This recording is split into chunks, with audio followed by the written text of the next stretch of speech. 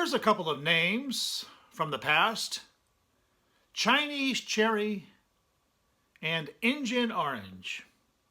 If you're too young to recall those names, well, they were food products, specifically flavors in the Pillsbury Funny Face drinks brand. Kind of a Kool-Aid type of thing. Injun orange? Chinese cherry? Can you imagine even suggesting those kinds of names at a product branding session today? They'd probably have you hauled away to be, stoned by Meryl Streep or something. The product names, though, aren't the worst thing. Take a look at the icons, the artwork that they used on the packages. We have Chinese cherry depicted as a buck-toothed tomato cherry with overtones of anti-Japanese propaganda cartoons from World War II. An Injun orange, well, he looks like a really goofy nice guy there. So they got rid of that kind of stuff a long, long time ago, right? Yep, we're much more enlightened in the 21st century.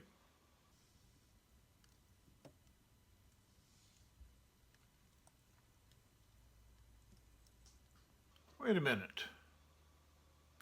Eskimo pie? Cute stereotype of ethnic kid? How old is that box? Best by 14 November 2017. It's a new box. It's 21st century. How did this happen? How did Eskimo pie survive as a brand into the 21st century? I figure it's because they must taste really, really good. So good nobody wants to challenge the name or the cartoon. Anybody who's really old, when you hear the word Eskimo, the first thing you want to do is start, humming or singing the words to Let's Rub Noses. Like the Eskimos is. Yeah, trust me, that's true. And as soon as part of my brain dredged up that old tune, another part began to wonder, do we still have Eskimos? Or weren't we told to call them all Klingets or other names depending on their particular geography and ethnicity and all of that sort of thing? So are there actually Eskimos? And if there are Eskimos, why aren't they out there protesting the shit out of Eskimo pies? Or has Nestle paid them hush money? It is ironic that the owner of Eskimo pies is Nestle, in some quarters notorious for what they call the baby formula scandal. So there's a lot of people who hate Nestle, and you think that they are the same kind of people who are going to hate ethnic stereotypes. And you wonder, why haven't they hit on Eskimo pies yet? What's going on? Have they been bought off too? Maybe they haven't noticed it yet. They're so busy with the Washington Redskins and the Cleveland Indians, they just haven't had time to get around to a Swiss company's Eskimo pies. Now, no matter where you stand on the issue of political correctness and Eskimo pies, you got to agree that what's inside the box is pretty tasty. What would describe an Eskimo pie? And of course, my first thought was ice cream. I was wrong. They're not ice cream. Nestle's does not even try to hide it. They are frozen dairy dessert bars. Dairy dessert bars. That implies a certain amount of connection to the cow. Now, I'm not a foodie, so maybe I should look at the ingredients to find out, what this is. If it's not ice cream, is it gelato? Number one ingredient. Can you read that? Can you see that? Okay. Number one ingredient. Dairy product solids. Dairy product solids. Linger on that phrase for a while. I recall as a kid, sometimes the milk would go bad, and there would be stuff floating on top of the milk. I'd call that dairy product solids. The number two ingredient is chocolatey coating.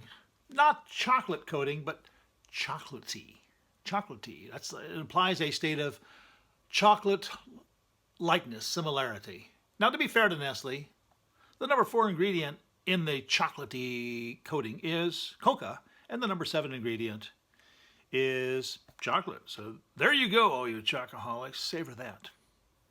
In looking at the rest of these ingredients, I think there should have been someone famous who said you do not want to know what goes into making laws, sausages, or dairy dessert bars. Glycol, which is used in antifreeze, and then there's something called cellulose gel, and I believe that's made from trees. On the front of the box,